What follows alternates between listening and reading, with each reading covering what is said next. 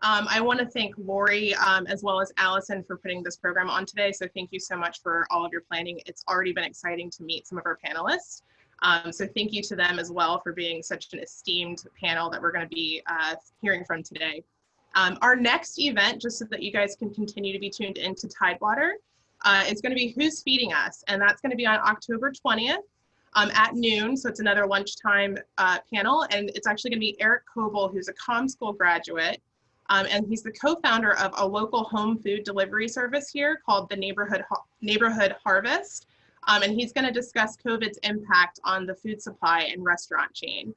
Again, I just want you guys to kind of stay tuned into your emails. There are going to be some other events. We're going to bring back the Welcome to the City. It's going to be rebranded as a virtual event called Who's Here in the fall. And that's going to be something that's done across all of the UVA clubs, not just Tidewater. So stay tuned for that. And with that, I'm going to hand it over to Lori. Hello, good afternoon, everyone. I really have to say that this is all because of Alison McKee, like the whole panel, and I am introducing her today, but she's responsible for getting this great slate of panelists today for us to hear from. Alison McKee is the current president of the Virginia Bar Association. She graduated from UVA Law School in 1984. She currently practices at Kaufman & Knoll's Virginia Beach office in the areas of bankruptcy, creditors' rights, and business restructuring, commercial, lender representation, and senior housing and care. I could spend the whole hour listing her many accomplishments, but a few highlights are she was included in Virginia Business Magazine's 100 People to Meet in 2020, and on their Virginia 500, the Power List, as well as listed on their Virginia's Legal Elite multiple times. She has also been listed on the Best Lawyers in America for 2018 through 2021. And on a personal level, I can say that if you ever have a chance to have a conversation with Allison, you should definitely take it. She's an amazing human being. And with that, I'm going to turn it over to Allison. Lori, thanks for that very nice introduction. I really appreciate it. As Lori said, I'm currently the president of the Virginia Bar Association. We've been around for 132 years. I thought I'd spend a few moments telling you just a little bit about the Virginia Bar Association, because a lot of folks on the line, I think, will not realize that we are not the Virginia State Bar. And so I want to try to fill you in on who we are and how we differ from the Virginia State Bar. So as I mentioned, we are the largest voluntary organization of lawyers and judges in Virginia. We are not the Virginia State Bar. The Virginia State Bar, as compared to the Virginia Bar Association, the Virginia State Bar is mandatory for all lawyers in Virginia. So there are about 50,000 lawyers in Virginia who are members of the Virginia State Bar. The Virginia State Bar regulates attorneys. You know, the State Bar issues us our licenses. They monitor disciplinary matters. They take care of our code of ethics in terms of updating that and providing education to lawyers about ethics and the like.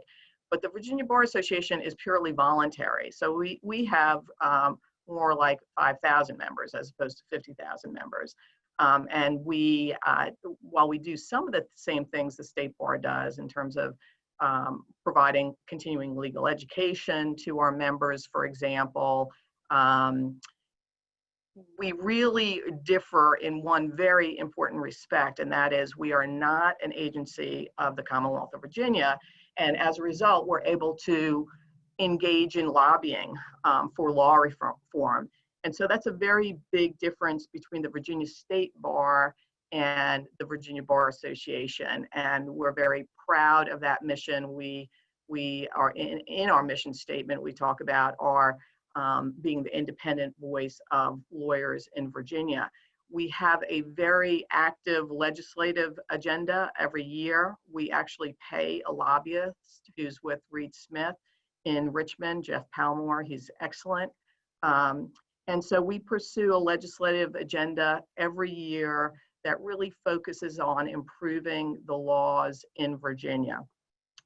We seek law reform that really benefits the public as a whole. We don't have parochial interests. We're not going to favor a law that would favor a bank over a borrower, for example, or a doctor over a hospital. We try to pursue law reform that benefits the public at large, that clarifies the law, that improves the law, improves access to justice, and the like. So that's a very big part of what we do. Being independent of the Commonwealth, we are also able to do things like host political debates. And so this past weekend, we were pleased to co-host this U.S. senatorial debate at Norfolk State University on issues involving racial inequalities. And that was a very successful event. If you have not seen it, it's online. wavy.com, I believe, has a link to a taping of the debate. It was also broadcast around the Commonwealth on Monday evening. And we were very pleased to be able to partner with Norfolk State University. It's the 85th anniversary for the university, and the debate was very well received and a lot more civil than the last presidential debate. So we're very proud of that. But our association has been extremely active this year. I never envisioned a year like I've had as president of this organization. We have done a lot to respond to the COVID pandemic.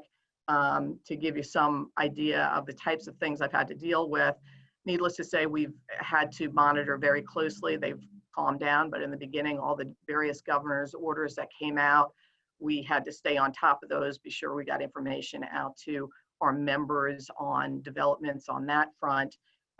We partnered with the Virginia State Bar to be sure that the governor's office would exclude law firms from being shut down during the pandemic. So we were trying to be sure that it was law practices were included as essential businesses during the pandemic.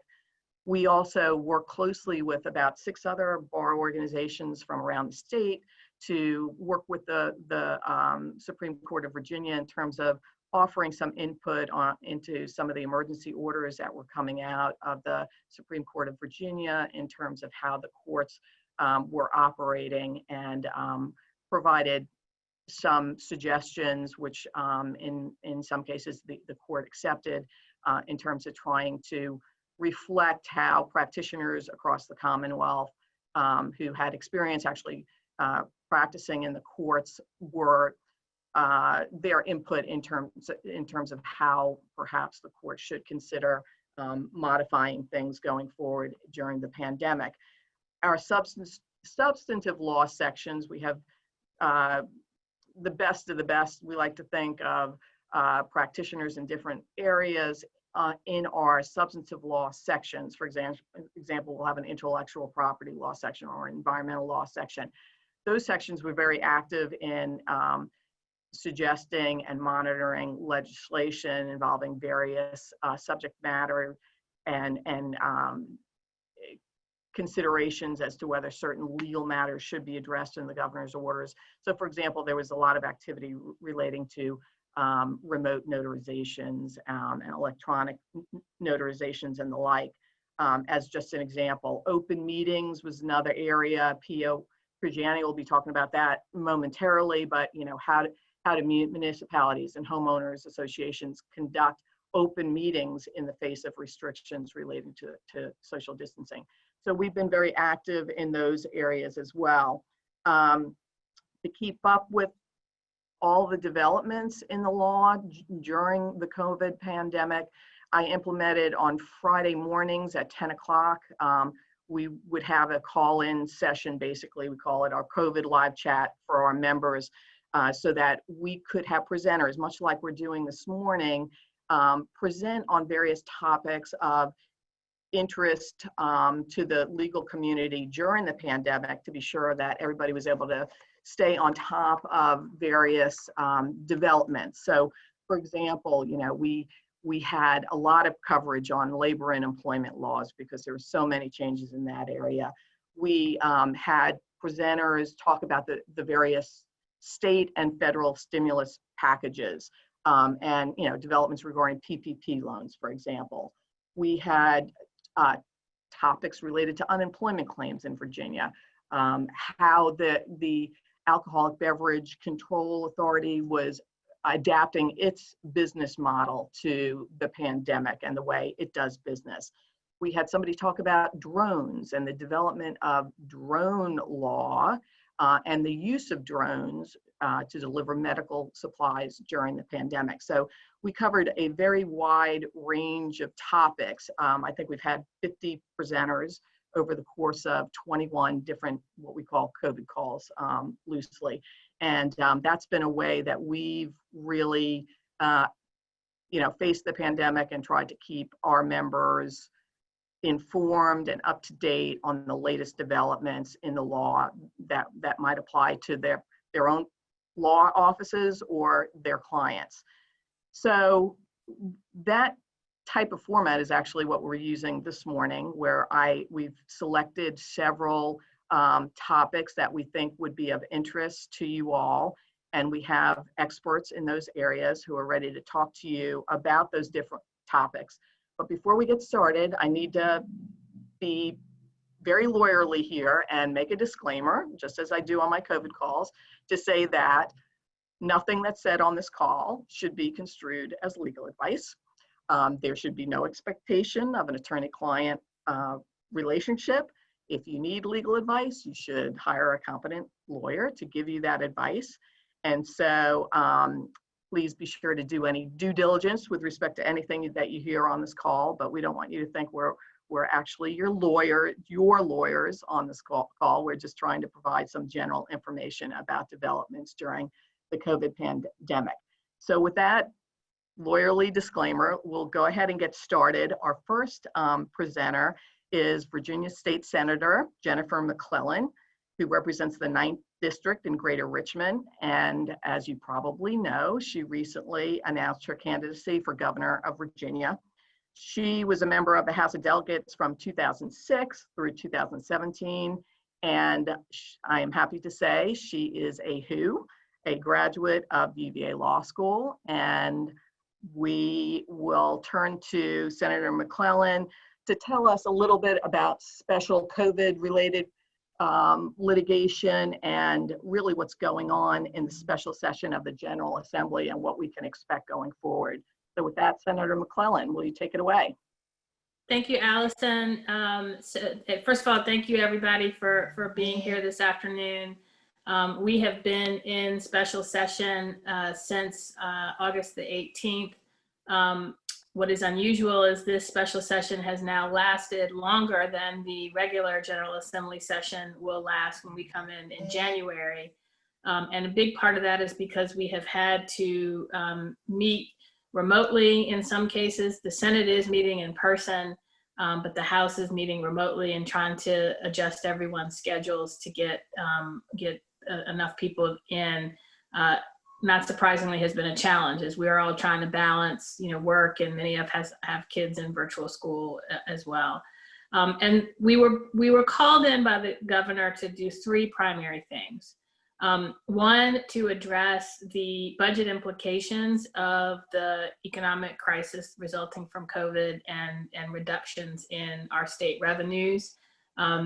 We knew we were going to face some shortfalls back in April when we came in for the veto session. We froze, or unallotted is the technical term, some of the funding decisions that we made in the biennial budget until we could get a new revenue forecast. The good news is the shortfall is not as big as we anticipated. It was about $2.5 billion per biennium. But we were able to use CARES Act funding provided from the federal government to backfill some of those losses. And so we are still working on the budget. It is now in conference committee. So I don't have too many details on where we are on that. But a couple of the things I will highlight from the budget that are both funding and substantive. One, dealing with voting. We already passed, the governor already signed, and it already took effect, a bill that authorized local registrars and required local registrars to have ballot drop boxes outside of the registrar's offices at early voting locations, and then on election day at precincts, so that individuals could bring their ballots in, and their absentee ballots in, and vote without having to go inside. We also, for all absentee ballots that were sent to voters, provided a prepaid postage envelope so that they could be sent back in. We eliminated the witness requirement for absentee ballots, and this is really for the individuals who are at high risk groups for death or serious consequences from COVID, giving them the opportunity to vote safely and securely. And then we provided a tracking mechanism. When absentee ballots are sent in, sometimes there's no way for you to track whether your ballot has been received. And so we required a tracking mechanism. And then sometimes if a ballot is sent in and there may be a defect, like you forgot to sign the envelope or something like that, there's no way for you to know that. And so the the Department of Elections has to now give you an opportunity to cure that ballot. And then earlier during session, we extended the deadline for absentee ballots as long as they are postmarked by election day and received at the registrar's office by noon on the Friday after election day, they will count. And so we did all of that early, and it took effect in time for early voting that started on September 18th. With evictions and utility bills, so the State Corporation Commission put in place a utility disconnect moratorium. So electric, gas, and water companies could not disconnect customers for failure to pay their bills. Their moratorium actually expired on October 5th, but in the budget, we have language that would extend that moratorium through the declared state of emergency, which we are still in the governor's declared state of emergency because of the health pandemic. It would extend it through the end of the declared state of emergency, but it also would require, when the moratorium ends, utility companies will have to provide customers the opportunity for an extended payment plan. I think it's up to 24 months. There's some differences between the House and the Senate versions that'll be ironed out, but both of them are up to 24 months with no late fees, no interest, no sign-up penalties, so that when the moratorium ends, and now customers have been going at least 6, 7, and eventually longer without paying bills, they won't have all of those back bills due at the same time. They can spread it out over up to a 24-month period. We also provide some relief for customers who can't pay those bills. Differences in how the House and Senate did it. Both require Dominion, who has anticipated excess earnings. They're going to have a rate case next year where we'll identify, the State Corporation Commission will identify whether they are over earning, and most people, including Dominion, recognize they are. The Senate version, both the Senate and the House version of the budget, would require them to use a portion of that over earning to pay down their uncollectibles. And then the House version, and I think the final budget, will also use some of the CARES Act money to pay down those uncollectibles, so that you'll have fewer customers not being able to pay their bills.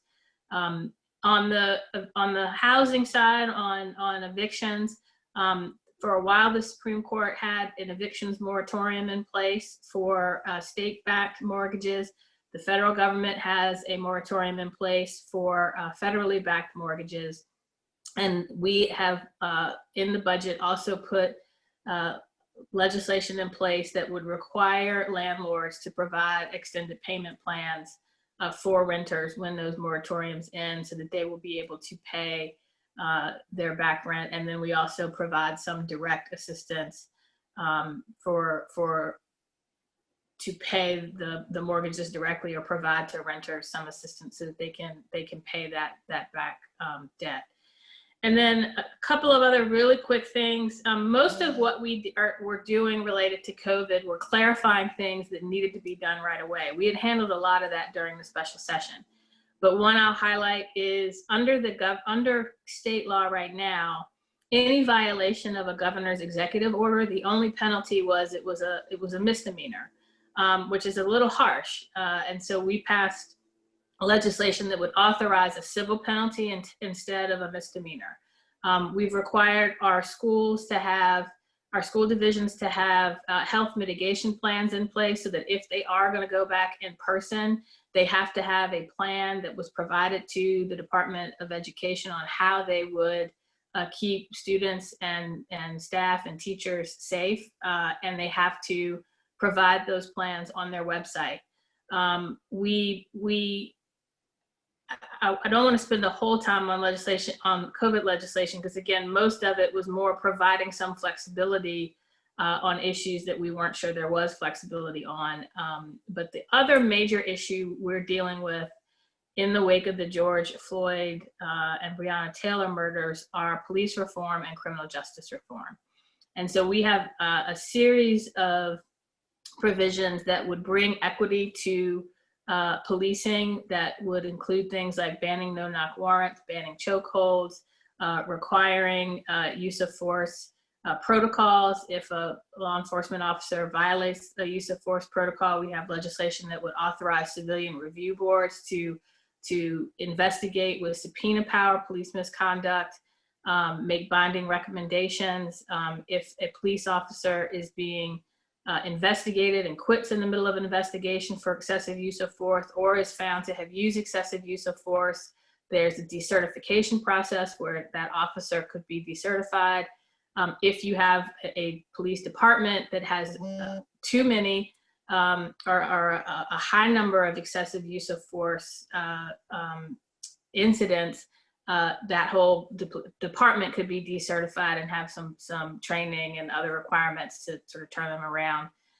We also have authorized the Attorney General's office to investigate law enforcement officers and police departments, similar to what the U.S. Department of Justice can do if there are civil rights violations. Again, a number of criminal justice reform matters dealing with automatic expungements for certain offenses after a certain period of time and individuals have served their time. Jury sentencing reform. Virginia is one of, I think, only 2 states that does not allow a judge to sentence an individual. Most of those bills are in conference right now, so I don't have the final details, but stay tuned. We should be finishing up, knock on wood, next week. We think that all of the bills that are in conference will be finalized and we will be able to adjourn next week. So stay tuned for a final update.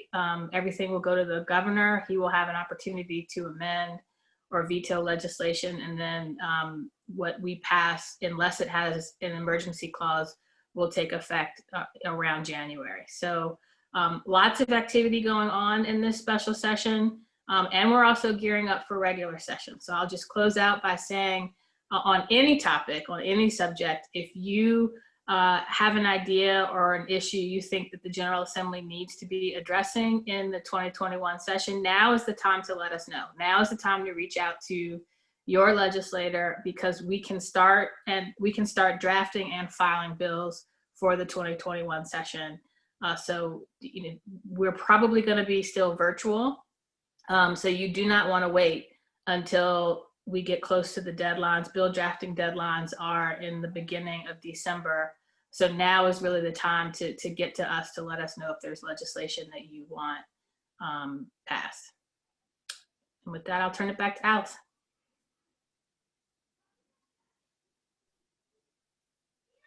Senator, one really quick question, if we could, and then we need to turn to Steve Emmert, who has a hard stop in about 10 minutes. But has there been any talk about protecting businesses who follow the state's COVID guidelines from lawsuits claiming someone contracted COVID at the business? Is there any immunity legislation pending on that front? There was immunity legislation, and to be completely honest, it was written so broadly, and it was written in a way that many of us were concerned it was an in round around the regulation, the emergency regulations that the Department of Labor and Industry had issued, and basically would have made those regulations unenforceable. And we could not reach an agreement. So that immunity legislation did not pass.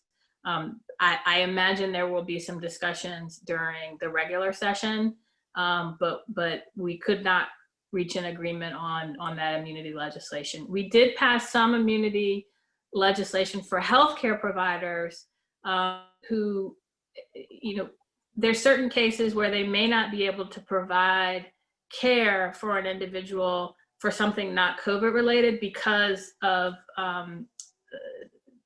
concerns about keeping the healthcare provider safe. And so we did provide very limited immunity in those circumstances where if the reason for not providing care is you don't have PPE or you have someone who it would put that provider in danger to provide care, there's very limited immunity around that, but we could not reach agreement on the broader immunity question. Thanks for that answer. That answers the question. Thank you, Senator. I'm going to move now because of time constraints. I'm going to move to Steve Emmert, who is an appellate lawyer, one of the best in the Commonwealth, with Sykes, Bourdon, Ahern and Levy in Virginia Beach. He is going to provide an overview on how the Supreme Court of Virginia has responded to pandemic challenges and will comment on the resumption of jury trials.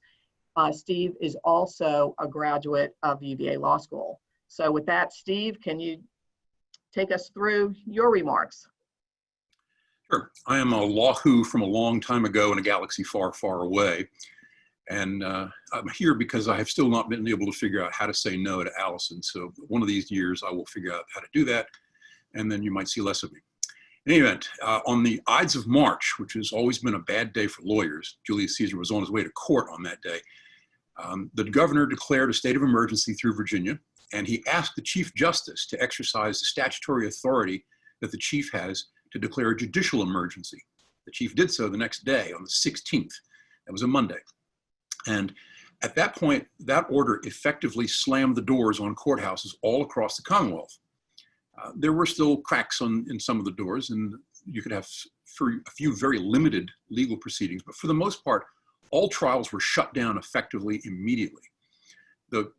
The Supreme Court continued to issue these orders 21 days at a time because that's the length of time that the Chief Justice is allowed to issue an order for. They can keep issuing them, and they still have. The next one, I think, expires in November, and there will be another one that will extend it after that.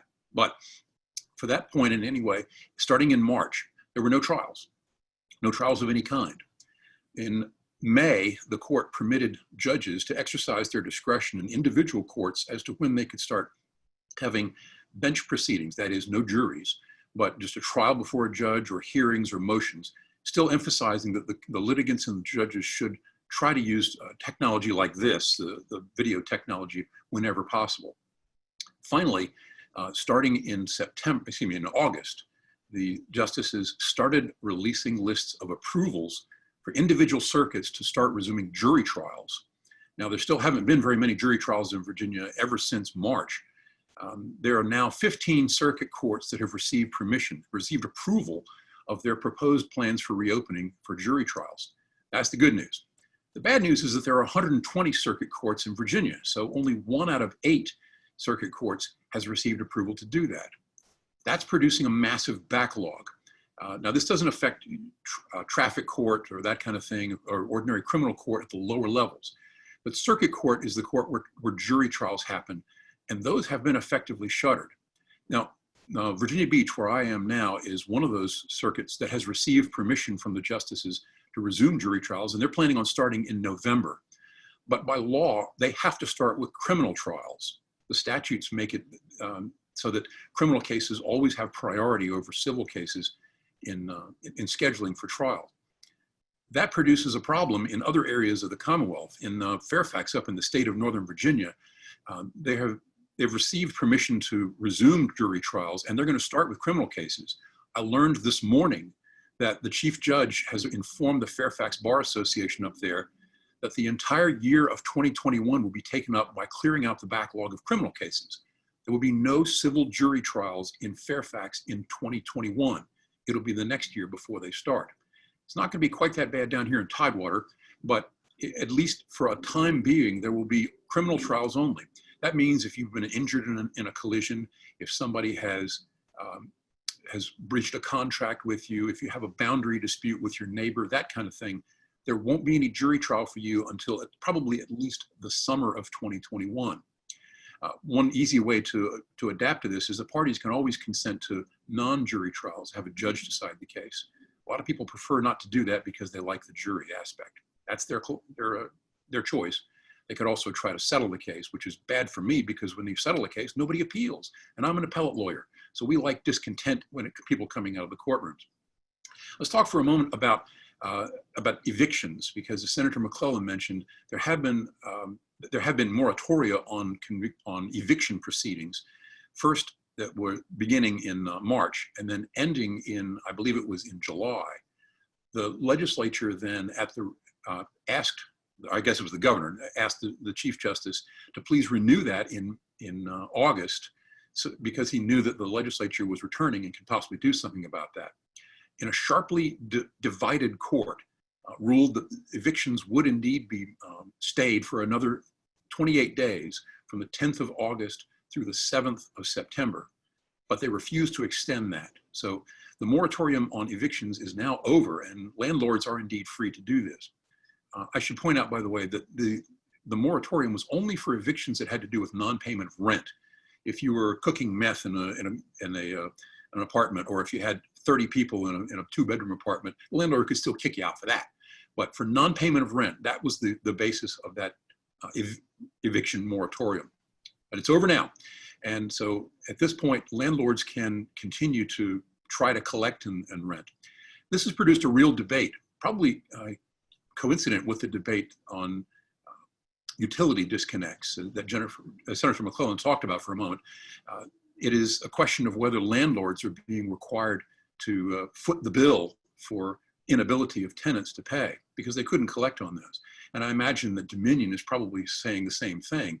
We're not getting any money from these folks, and we still have to generate the energy. But that's a debate for another day. For now, the courtrooms are technically open. The clerk's offices have never closed, although they're mostly virtual right now. You have to email things in. But we're going to be very slowly returning to a state of normalcy. Normalcy, I haven't heard that word in a while, and we probably won't see real normalcy again until sometime late next year, I'm betting. Here in Tidewater, I'm assuming that we'll have some semblance of that late next year, probably not until we get a widespread vaccination against the pandemic. Will we ever see that kind of thing? And who knows, maybe we'll be wearing masks again next year. So now that I've given you all the good news, Allison, did you have anything else you wanted to add on the cheerful side of things? Steve, can you comment on the CDC ban on evictions, the order that came out from the Center for Disease Control? Yes, the basis of this was the idea that turning people out on the streets while there is a pandemic going on, so they might be homeless, was probably not a good idea. So in the interest of controlling the spread of disease, the Centers for Disease Control and Prevention issued a separate moratorium. This is different from what Virginia had incurred. And that too was full of controversy, but the CDC decided that we can't have a bunch of diseased people lying out there on the street or going into a communal living situation where they move in with a large extended family and thereby spread the disease even further. I don't know the final determination date for when that will end. I think it's through the end of this year. I believe it is. And I know that somebody had asked a question about the constitutionality of that order, which is probably beyond the scope of this call, but I would expect we might see some challenges to that order and the constitutionality of it, whether they prevail, I don't know. Well, the question is whether it's a taking of the landlord's right to receive rent for a public purpose without due process of law. But anyway, that's for another day. I know you need to run, but can you comment just generally on the forecast, the backlog for delays with bench only, judge only trials? Well, they can do more of the bench trials. Circuit courts are opening very slowly. For example, Fairfax, which I mentioned earlier, has 17 courtrooms, and they're only going to use 3 of them, and 2 of those for juries. They want to keep people away from each other to the extent possible. But it depends largely upon the extent to which trial judges are willing to use video conference technology. If they're willing to do that, then you can have motions, you could have arguments on issues, you could theoretically even have a trial. As in a civil case, for example, but it depends from jurisdiction to jurisdiction. I can't give you a uniform answer across the state. But court orders are being entered by using alternate methods of, other than people appearing in court. I mean, some courts are using Zoom and the like, right, for hearings? Yeah, others, the lawyers simply submit briefs in writing to the judge, and the judge issues a written ruling. And so that way nobody has to see each other in person. All right. Well, Steve, I know you need to run. Really appreciate your being on the call. As always, you're a wealth of information, and you should feel free to Zoom out at any time. I'm going to say no to you one of these days. Have a great day. Hopefully no time soon. Our next speaker is a dear friend of mine. She is not a who, so we invited her because she's such a nice person and we like her a lot. But Pia Trigiani is also, well, she's a past president of the Virginia Bar Association, and she is a founder of the firm of Mercer and Trigiani in Alexandria. She's known as one of the leading experts in the state on common interest communities and homeowner association law. Pia is going to talk to us about how municipalities and homeowner associations have addressed the issue of the requirement to have open meetings in light of social distancing restrictions and certain changes in the law that have come about as a result of those concerns. So with that, Pia, can you take it away? Sure. Thanks, Allison, and nice to be with the Who Nation. I'm not a Who, as Allison said, but a long-term Virginian, let's put it that way, having grown up in the great Southwest corner of our Commonwealth. I want to talk a little bit about transparency and governance, and that is what the governor helped us achieve in some amendments to the budget bills, strangely enough, back in April. As you may know, if your practice involves appearing before a public body, and that would include municipalities, boards of supervisors, city councils, statewide boards, regulatory boards, boards of visitors of our state colleges and universities, there are requirements for open meetings. And those open meeting requirements have been followed into and applied to the governing boards of condominium unit owners associations and homeowners associations. I like to tell people, a lot of people don't know that Reston in Northern Virginia is actually a homeowners association. It's a community association. People find that very unusual. I think it's a town. It's not. It's 10,000 homes in a homeowners association. And I often like to say that would be probably 3.5 times the size of my hometown in Virginia. So it's they're very much in our General Assembly. Senator McClellan can certainly tell you, view them as another level of government in many respects. We prefer to think of them as businesses because most of them are incorporated entities, but nonetheless, their governing bodies, like state bodies, are expected to act with transparency. When the governing boards meet, when the public bodies meet, they must meet in the open.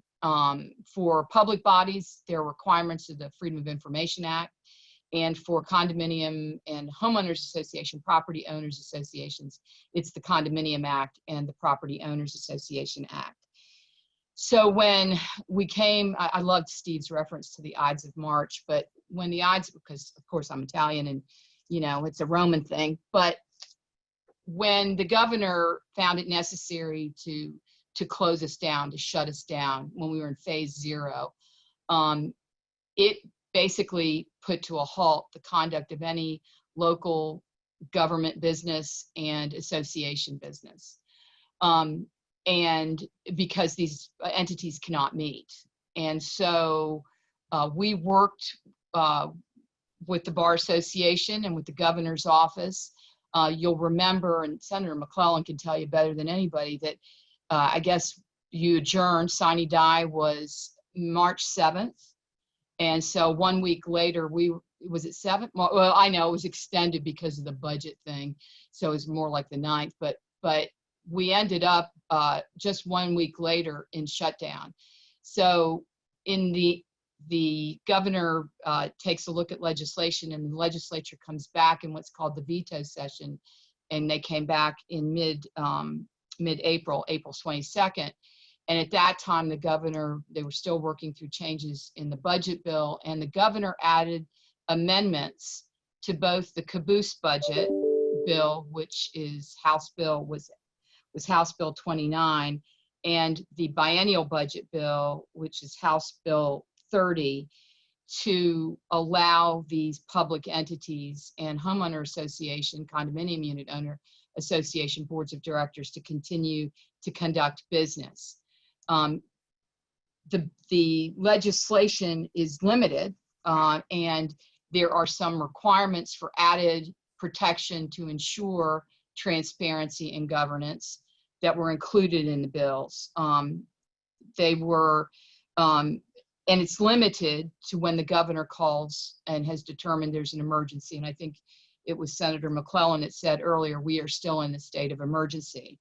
So the legislation that was included in House Bill 29 and House Bill 30 says and provides that the physical presence requirements for these public bodies and homeowners associations are avoided. They don't apply. For public bodies, there's a requirement under normal circumstances for a majority of that body to be present in a room. For property owners associations and condominium unit owners associations, it's 2 of the members of that governing board. I call it where the 2 or more of you are gathered in my name rule. The budget bill amendments, of course, the caboose budget bill amendments were necessary because the budget remains in effect until the end of the fiscal year, which was June 30, and then the biennial budget bill kicks in June 1. So during the time of these effective budget bills, we have this, and there's an state of emergency. We have the ability to meet without people being present in a room. They can meet virtually. So the 3 requirements: ongoing, governor declared emergency. The nature of the emergency makes it impracticable to meet, and we certainly have that now. And then the purpose of the meeting is to discuss the business of that board, whether it's a public board or a community association board. There are requirements for the virtual meetings that must be adhered to: notice, access, and the minutes. With respect to notice has to be given to the members of the public, the members of the association, when it's given to the members of the public body or the governing board. It has to be given via the best available method in light of the emergency. Email is fine. Publication is fine. Access. Members of the public and the association have to be given access to attend the meeting. The popularity of Zoom. It's amazing what we've been doing with Zoom and how even in the short time we've been doing this, the Zoom meeting has been perfected. But you have to give members access. And they have to have an opportunity to comment. So just like when the city of Alexandria meets and at the beginning of the city council meets, if the public wants to comment, there's a public comment period. You have to arrange for that via this Zoom type of arrangement or whatever platform the public entity or association chooses to use. The minutes have to be distributed to members following the meeting and in the same method that the notice was given. And the minutes have to reflect the nature of the emergency, that the fact that the meeting was held by electronic communication and the type of electronic means by which the meeting was held. I can tell you this has been an incredible aid for both public bodies and these volunteer leaders to be able to continue to conduct business, much of which is essential services. Allison described that initiative early on, the essential services element. But it's been very helpful, and it's worked. And it's actually, we've done some surveys, and what we found is that more people are attending. They like the ability to drop into a meeting and not have to go out. They can stay at home, and actually we've seen a lot of drinking on camera. But you know, and I know that's not foreign to the Who Nation, but there is that ability to be able to go. For us as lawyers, what's been amazing is I can see my clients more frequently. I often call lawyers plumbers because we bill portal to portal and we clean up messes, unclog drains and sop up water. But one of the things it's been able us to do is to connect with our clients more efficiently at a lesser cost and more effectively and efficiently. So it's all good, all the E's. But anyway, we may see, senators, some legislation to make this permanent, at least for homeowners and condominium unit owners associations. I hope we can get that pulled together, because the virtual meetings are making, I think, those who are governed have better access to the people making the decisions. So glad to entertain any questions, Allison. Or actually did, one of the questions was, do you think there'll be any talk of allowing virtual after the emergency is over? And it sounds like they're, at least in the homeowner context, we may be going in that direction. I think it'll be hard for municipalities because of the Freedom of Information Act. And you know, there's an added requirement. They have to meet at least once a year in person. So I'm not sure what that's going to do under FOIA, Freedom of Information Act. So I'm not sure what that's going to do, but we're hopeful that that'll receive favorable comment. I put together a few notes and sent them to Josh, and Josh can make them available to folks if that would be helpful, including some virtual meeting tips. Melvina, the Queen, can tell you, I operate with a big brush, and one of the things that we tell you is, you know, make sure you're all together when you're on these calls, and your family members aren't going back and forth in various states of dress and undress, right? All right, Pia, thanks. And thank you. I think you'll find Pia's notes very helpful. So those of you who are interested, I would take a look at those. I know that I'll probably be using them for some of my clients. So again, with proper disclaimers. All right, thanks, Pia. So I want to turn to the last segment, which really we could have spent an entire hour on changes in the workplace as a result of COVID. So our final speaker is Victor Cardwell, who I assume is on the call. And if he's not, he has a backup, but I'm assuming Victor's on. Victor is also a Who. He actually is a former member of the UVA football team.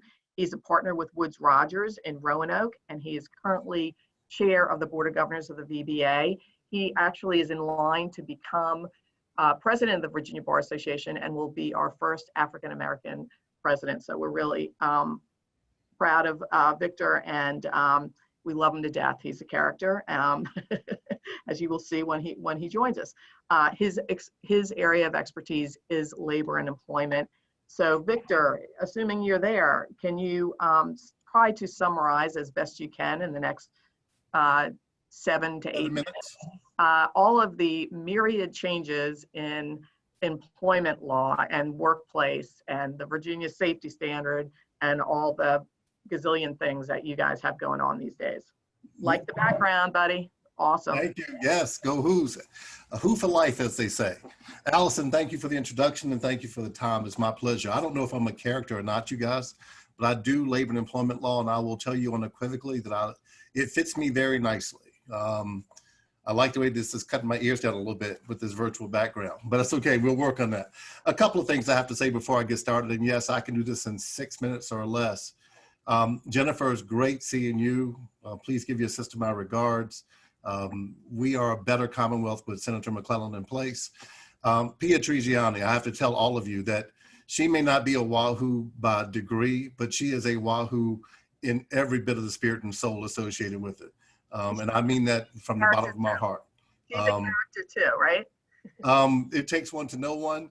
and we match very nicely. In case you can't tell, Allison has steered the VBA during some of the most difficult times that anybody could have ever imagined. You know, keeping the organization itself relevant, and equally importantly, caring about the employees at the organization, because that's what I do.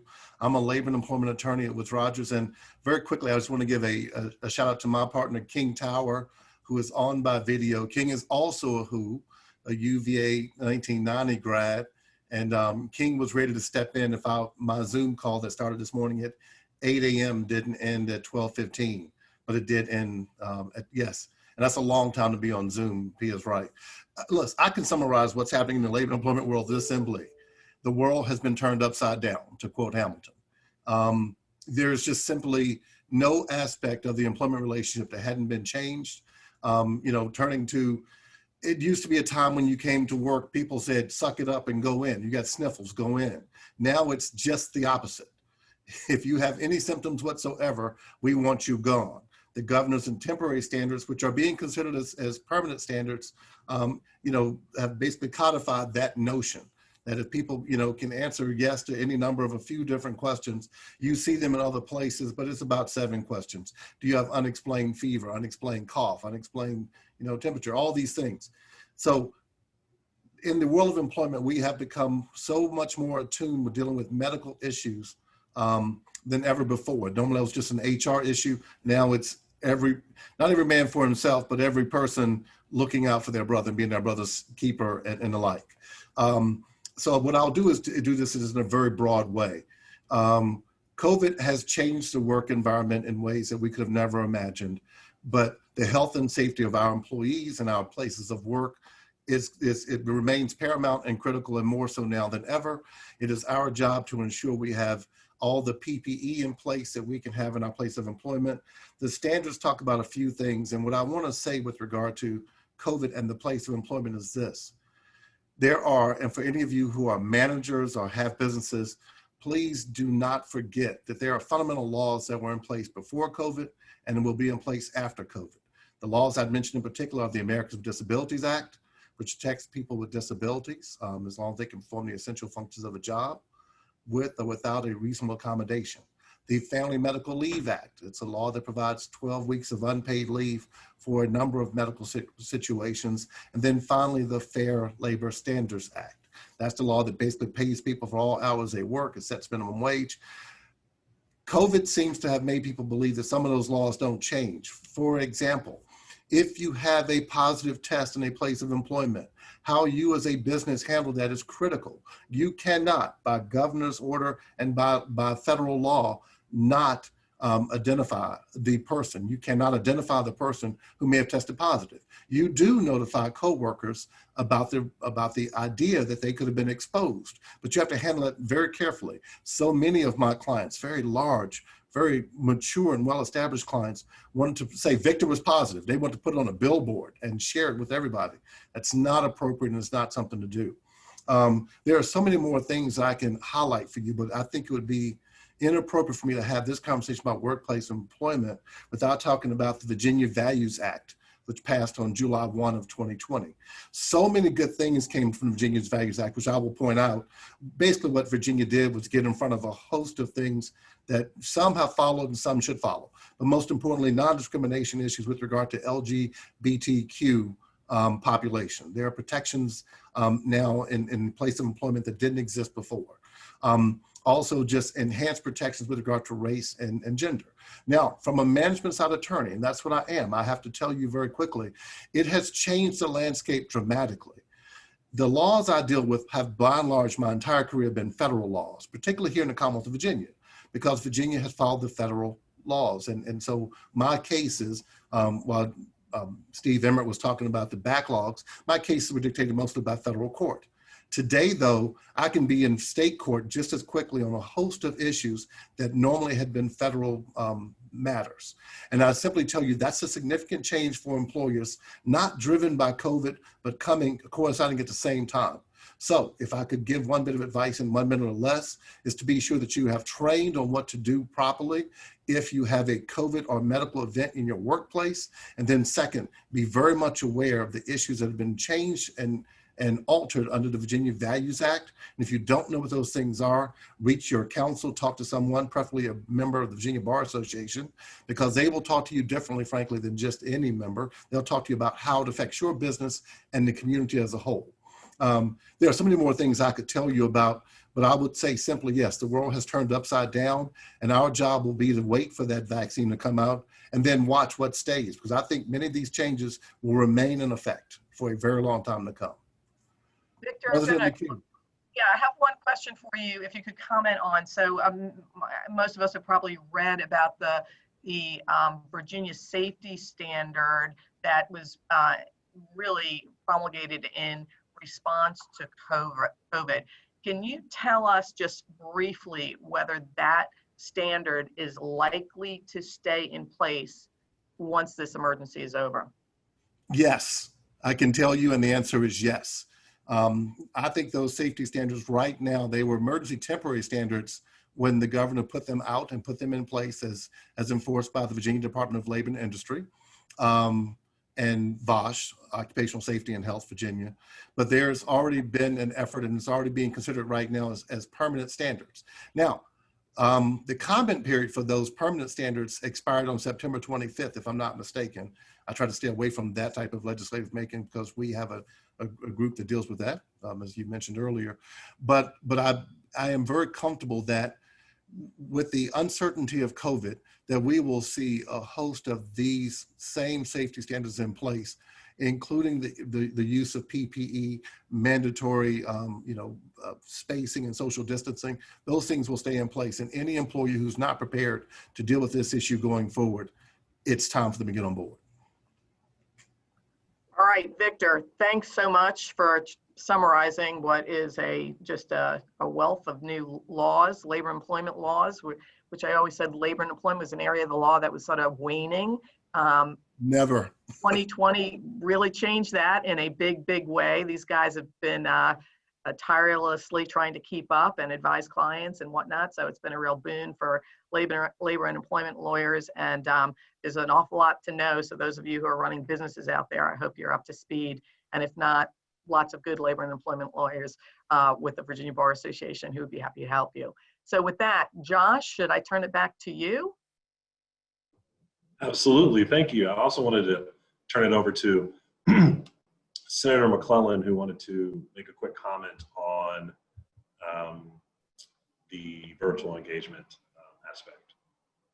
Well, and I think I'll broaden it a little bit because I think it's what I was about to say is relevant to what Victor talked about. I think it's important to understand that we are never going back to where we were on March 12th. The General Assembly actually adjourned 5 minutes before the governor declared the state of emergency on March 12th. And I think the world has turned upside down enough that there were trends that were coming that COVID has now brought here permanently. And the next General Assembly session is going to look at how we manage those trends and how we prepare for the next health pandemic. So I do think whether it's allowing for more virtual public hearings, allowing for public comment or public participation virtually, whether it's new employment standards, I think everybody needs to understand we are not returning to normal as it looked on March 12th. And you're gonna see a lot of legislation that will try to figure out how we manage not just the fallout from the current crisis, but how do we get ahead of the next one that may come. Wonderful, thank you, Senator. Thank you, Allison, Pia, Victor, and Steve who had to run off. I really appreciated this, and I'm sure our participants also found this enlightening and very, very helpful. So thank you all for lending your time, an hour in all your busy schedules, because I'm sure that they are busy. And without further ado, I just want to thank you all for coming and enjoy the rest of your day and have a great weekend. Thank you all. It is.